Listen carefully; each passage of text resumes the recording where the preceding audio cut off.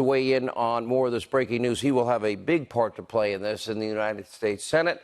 South Carolina Senator Lindsey Graham. Senator, I think we are beginning now, the painting, the picture is beginning to fill in with the corroboration. Not that we needed it. We haven't been wrong here. We've been way ahead of the curve thanks to great reporting of the people we have on this show tonight and many, many others that I mentioned. But these are questions now that your committee will be dealing with to get to the bottom of it. Take this news and tell us how you interpret it. Well, this is the tip of the iceberg. I know personally there's a lot more out there.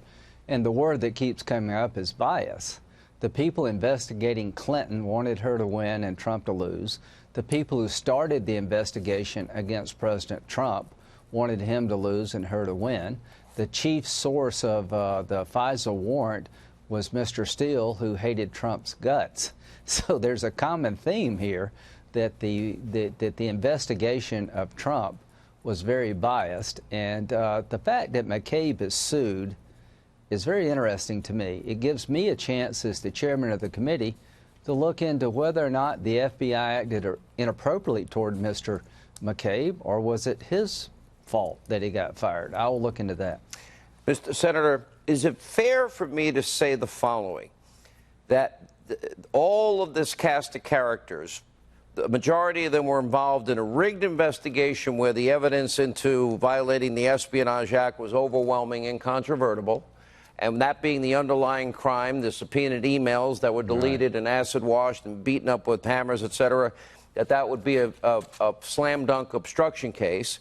Is it fair to say that the Russian lies that Hillary Clinton bought and paid for, that even Steele didn't stand by, was in fact used as the basis of a FISA application on 4 separate occasions, 1 full year, denying the civil liberties of one Carter Page, and also backdooring spying into the Trump campaign, Trump transition, and later Trump presidency?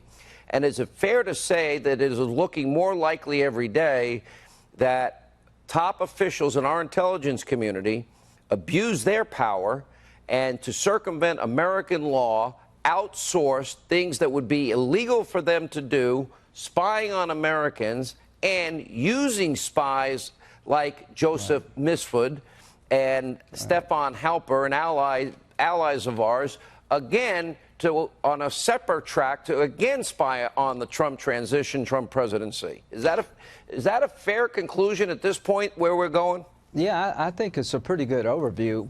The question for me is the reason Hillary Clinton wasn't prosecuted is because they wanted her to be president. If they knew that if they brought a case against Hillary Clinton for compromising classified information, she would lose the election, and they didn't want her to lose. I think the insurance policy is what we're seeing here. Getting into the Trump campaign, the FISA warrant against Carter Page was a fraud, I believe, and the counterintelligence investigation is something we need to look at really closely.